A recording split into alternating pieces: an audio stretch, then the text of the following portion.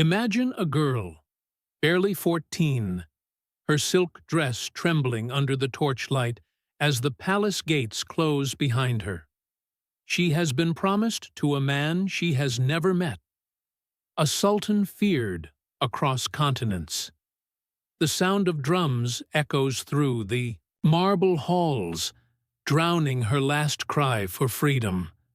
No one will ever speak her name again, not for 500 years. Until now. 5 centuries ago, in the opulent courts of the Ottoman Empire, alliances were not forged by treaties, but by daughters. The story of the young princess sold to the Sultan is one of those shadows history tried to bury. She was born into nobility, raised among poets and scholars, yet her destiny was decided long before her first breath.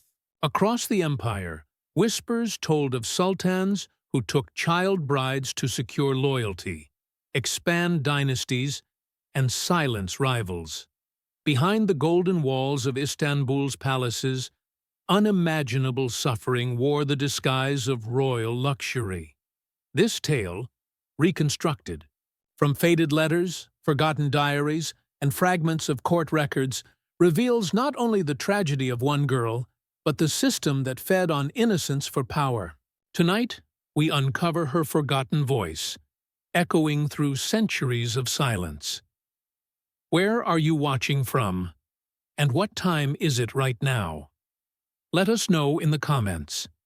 And if you enjoy dark history stories like this, subscribe to the channel, like the video, and share your feedback in the comments. The morning she was taken, the sun rose like it always did, quiet, indifferent, unaware that it was about to witness the end of a childhood. Liana stood by the window of her father's estate, watching the mist roll off the fields like slow-moving smoke. Her mother's voice echoed faintly from the corridor, issuing instructions in a tone that trembled despite her effort to sound composed. Servants moved like ghosts, packing silk garments, jewels, and trinkets that would never truly belong to Liana again. She was 14, though her face had not yet lost the softness of 12. When she tried to imagine the man she was being sent to marry, her mind produced nothing but a shadow. Tall, faceless, powerful. The Sultan. His title alone carried both reverence and dread. No one in her household dared to speak his name, without lowering their voice as if it might summon his gaze. Her father, once a man of fierce pride, avoided looking at her entirely that morning. Every time his eyes met hers, guilt flinched across his face like lightning behind clouds. He had promised his daughter to the Sultan in exchange for safety, trade privileges, and the fragile illusion of peace. What he did not know, or perhaps refused to admit, was that peace built on a child's tears never lasts. The carriage that came for her was black and gold, its wheels creaking under the weight of dread. 4 imperial guards rode alongside it, their faces hidden beneath helmets polished to a cruel gleam. Liana's mother placed a kiss on her forehead and whispered, "Be strong, my light." But the words sounded more like a farewell than a blessing. As the gates closed behind the carriage, the young princess turned once more to see her home shrinking into the distance, the place where she had learned to read, to sing, to dream.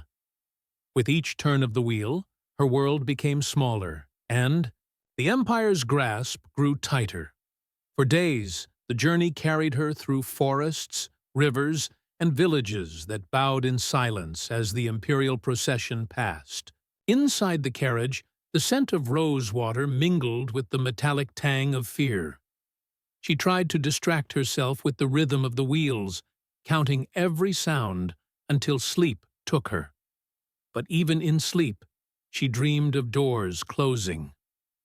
When she arrived at the capital, the first thing she saw was the sky, enormous, cloudless, heavy with heat.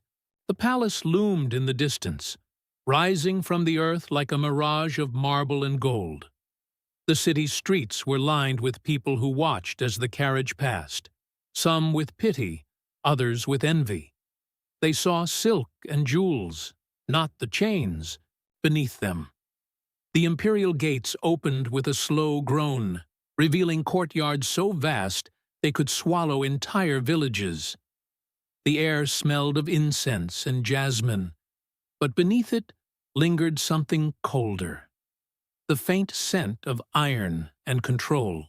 Liana's escort led her through corridors lined with tiles that shimmered like water, each step echoing the same truth. She would not leave these halls again. Inside the women's quarters, whispers followed her like shadows. The harem was a world of its own, a silent kingdom ruled not by swords, but by smiles. Every woman there had a story carved into her silence. Some were daughters of nobles like her. Others were captives from conquered lands, their beauty turned into currency. They greeted her with careful curiosity, eyes tracing her face as though trying to measure how long she would last. One older woman, her voice low and kind, murmured, "Don't speak too much. Listen first. Listening keeps you alive." Liana nodded, though she barely understood. That night she lay on a bed softer than anything she had ever known, yet she could not sleep. The lamps burned low, their light flickering across the gilded ceiling, and she realized that comfort could be its own form of cruelty. Her first meeting with the Sultan came 3 days later. She was dressed in garments so heavy she could hardly breathe. Her attendants oiled her hair, painted her lips, and told her to keep her eyes lowered. The moment she entered his chamber, she felt the air change. The Sultan was not as old as she had imagined, perhaps in his 40s, with eyes that glimmered like steel in dim light. He said nothing at first, simply studied her. To him, she was not a person but an acquisition, one more piece in the mosaic of power. When he finally spoke, his voice was calm and smooth. "You are young," he said. "You will learn." She bowed because she had been told to, but inside her chest something splintered. That night she did not cry. Not because she was brave, but because she felt nothing, and nothing, she would learn, was safer than sorrow. Days turned into weeks, and weeks into months. Her name was rarely spoken. In the palace, she became known as the Pale One, a fragile ornament in a gallery of forgotten lives. The Sultan visited rarely, but always left her with the same cold words: "Obey, and you will be safe." Liana learned quickly that safety was a shifting promise.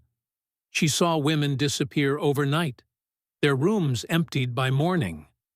Some said they were sent to distant provinces. Others whispered darker fates. The harem was both paradise and prison, golden cages filled with rivalries and quiet despair. Yet amid the fear, she found fleeting kindness. The same older woman who had first warned her, a former concubine named Soraya, taught her how to survive. Never be too beautiful. Never be too clever. Never be too memorable. "Invisibility is freedom here," Soraya told her once, her voice cracking. "The ones he forgets are the ones who live." But invisibility was a luxury Liana could not afford. Her youth drew attention. Her silence drew curiosity. The Sultan's Tahiyoim advisors began to notice her, calling her the Northern Flower. Stories of her grace reached the royal court, and with them came envy sharper than any blade. One evening, while walking through the inner courtyard, she overheard 2 attendants whispering that the Sultan planned to send her as a gift to a visiting prince, a diplomatic exchange disguised as generosity. The thought made her stomach twist. Was she not already sold once? How many times could a person's worth be traded before they ceased to exist? That night, she went to the terrace overlooking the Bosporus, the city lights trembling below like dying stars.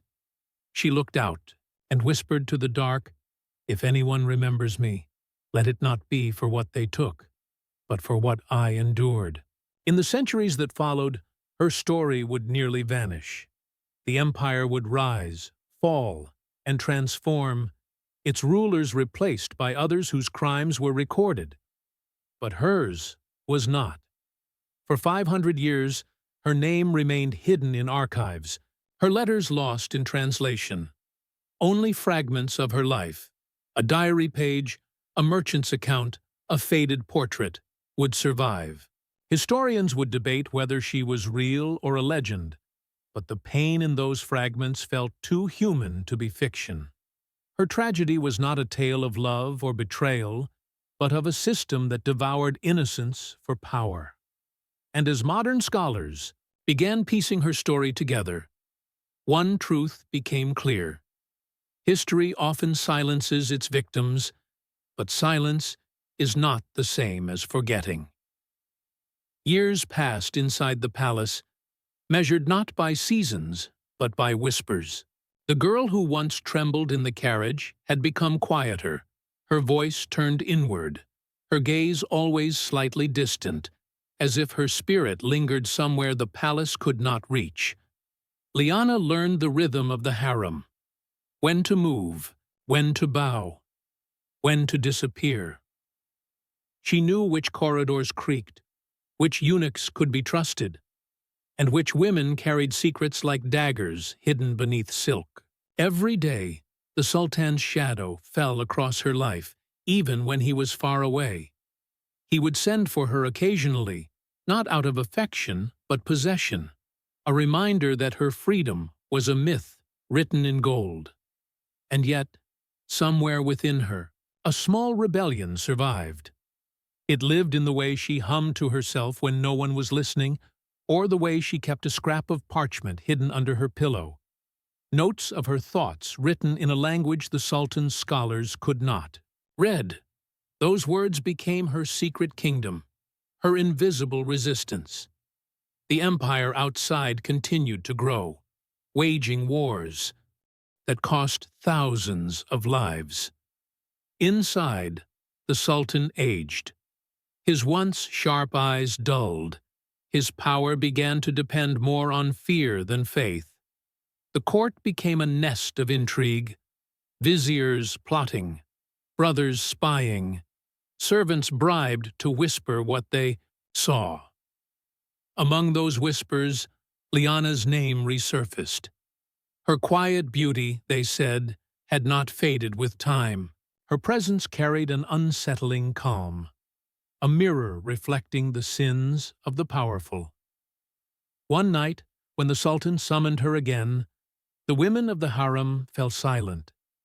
Some pitied her, others envied her, but all knew what it meant when a ruler remembered a forgotten jewel.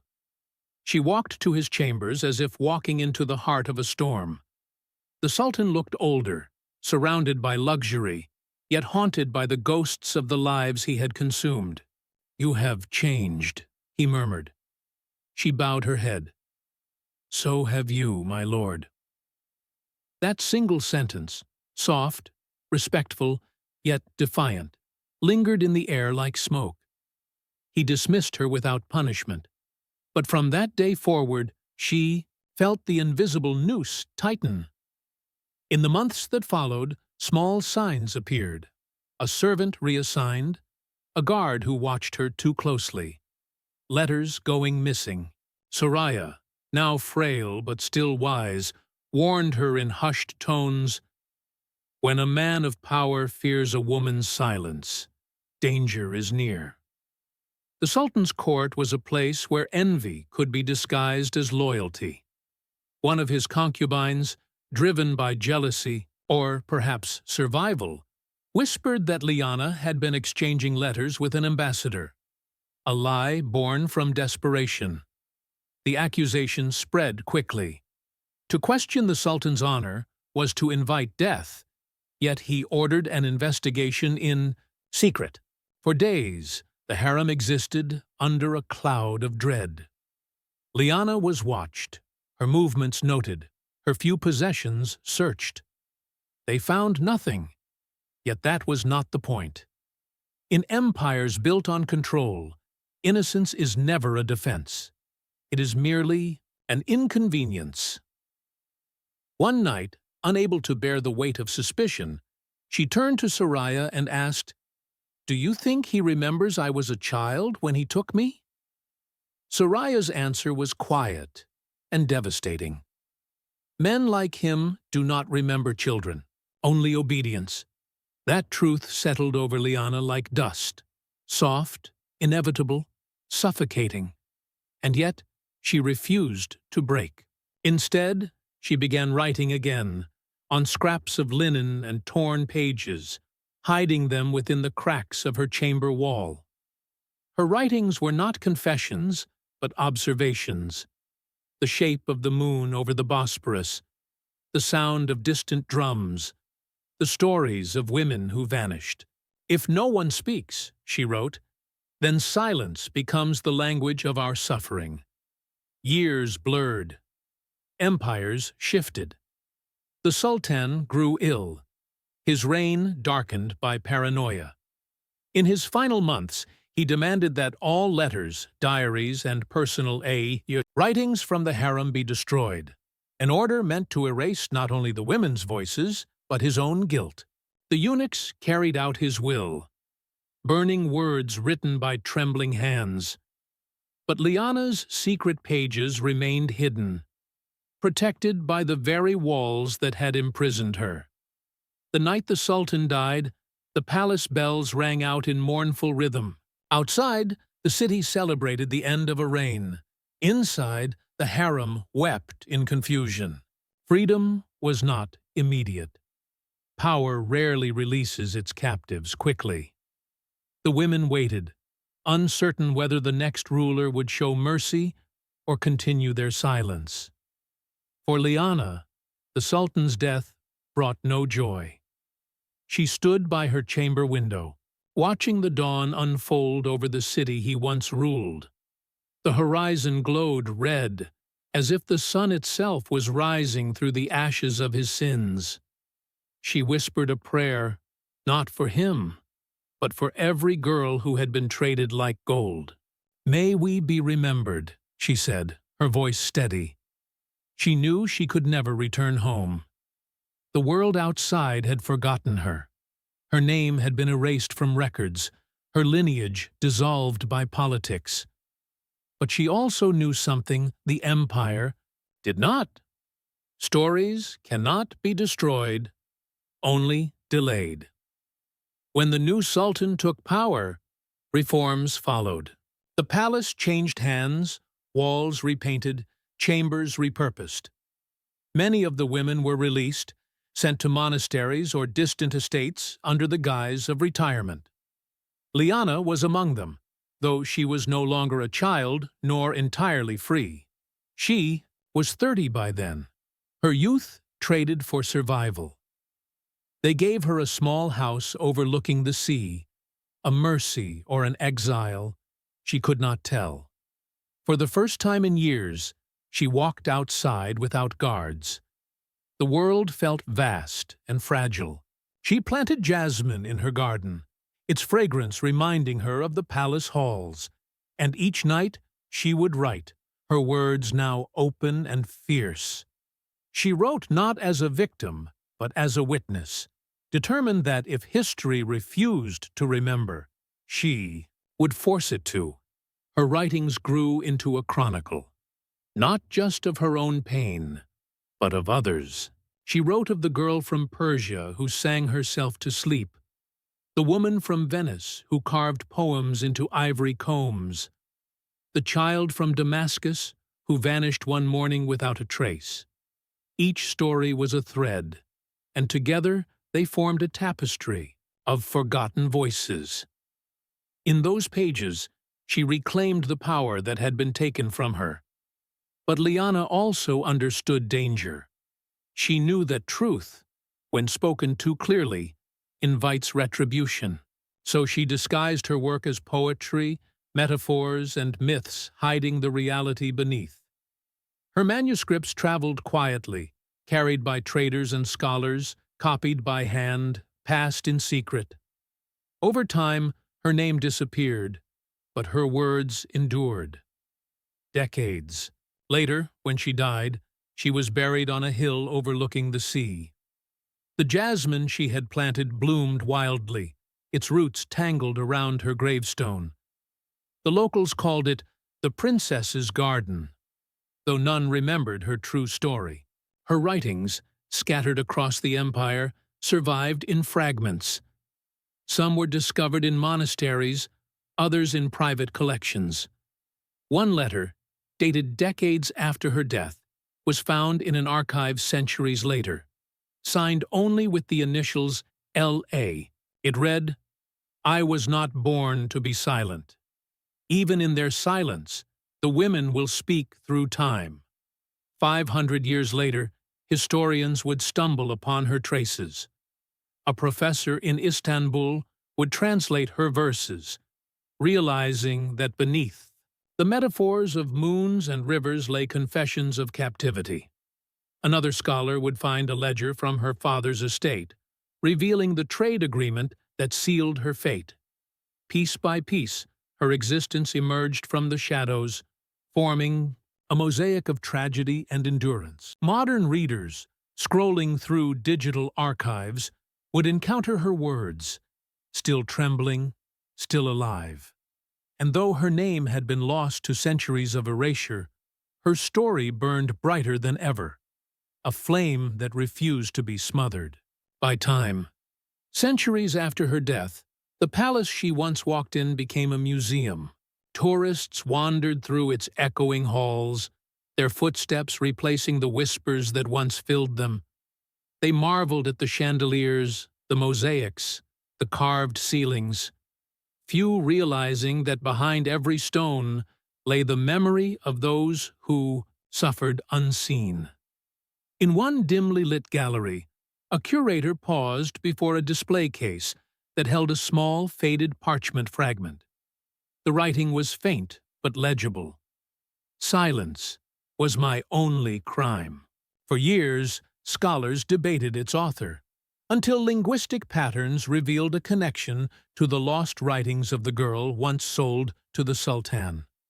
Her words, long buried beneath layers of history and denial, began to speak again.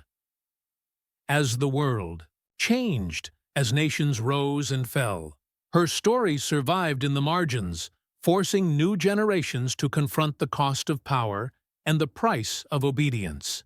What had once been hidden became a mirror, reflecting not only the cruelty of one empire, but the universal hunger of humanity to control, to possess, to silence.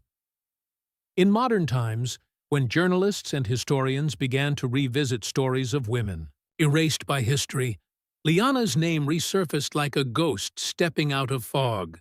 Universities held conferences, authors wrote essays, documentaries tried to reconstruct her life from fragments. A sketch here, a ledger there, a line of poetry decoded from an ancient dialect. Yet no image could truly capture her face. The Bajivir portrait that survived was ambiguous, its colors faded, her expression unreadable, part serenity, part sorrow. And perhaps that was fitting, for she was never allowed to define herself in life. Why should history define her now? What struck the researchers most was not her suffering but her voice, the calm, measured defiance in her words. Even in the golden cage, one fragment read, "I learned to breathe between the bars." That simple sentence echoed across centuries, resonating with women who recognized their own reflections in her restraint, their own endurance in her silence. As her story spread online, it found unexpected power. Artists began painting her imagined likeness, a young girl gazing through a lattice window, her eyes deep with quiet rebellion. Poets quoted her lines on freedom. Teachers included her story in lectures about forgotten women of history. Media threads carried her words across languages, and each time someone whispered her story, it became a little more alive. The tragedy that began in a marble palace 500 years ago turned into a testament, not only of what was lost, but of what survived. Modern readers debated whether her father was to blame, or the system that left men like him powerless to defy kings. Some saw her as a victim of her era, others as an early voice of resistance. Yet perhaps the truth was simpler and sadder. She was a child who was never given a choice. In a world still haunted by arranged marriages, trafficking, and the commodification of innocence, Liana's story became painfully relevant. Journalists compared her fate to the stories of girls today, sold under different names in different countries, but for the same old reasons: wealth, survival, obedience. Psychologists studying trauma cited her writings as early evidence of dissociation, the mind's way of surviving captivity. Feminist historians praised her as one of the earliest chroniclers of gendered silence. Even religious scholars found echoes of her words in moral parables, a reminder that sin does not always lie in disobedience, but in the hands that command obedience without mercy. Through each interpretation, her legacy deepened. She was no longer just the girl sold to the Sultan. She became a symbol of every voice history tried to erase. One of the most haunting rediscoveries came from an old monastery archive near the Black Sea. A set of scrolls, damaged by humidity, revealed a longer letter written by her near the end of her life. It began with the words, "If you are reading this, then I have not vanished." She described her final years, the loneliness softened only by the sea's music, the comfort she found in teaching local girls to read, and the peace she felt watching them run freely along the shore. "They laugh without permission," she wrote. "That is freedom." Those lines transformed her from a relic of sorrow into a beacon of endurance. Museums began dedicating small exhibits to her.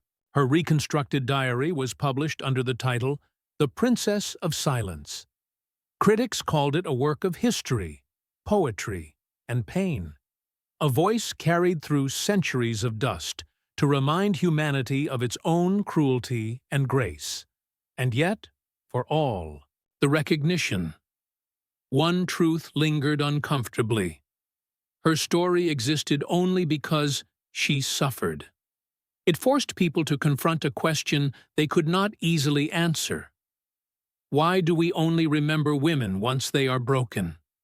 Every documentary, every essay, every classroom discussion carried an undercurrent of guilt, as if the modern world sought forgiveness it didn't quite deserve. But perhaps, if Liana's spirit could speak, she would not demand guilt, only remembrance. She might say, "Do not weep for me. Weep for the girls still waiting behind closed doors." Her tragedy was not confined to one empire or one era. It was the echo of every system that treats lives as currency, beauty as property, obedience as virtue. In the end, history did not give her justice, but it gave her immortality. Her words, carved from pain, became a language for those who could not speak.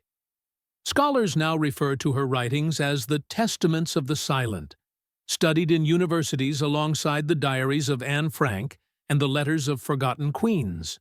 In art galleries, visitors pause before her portrait, a modern recreation showing her at 14, standing before a sea of torchlight, her expression calm yet unyielding.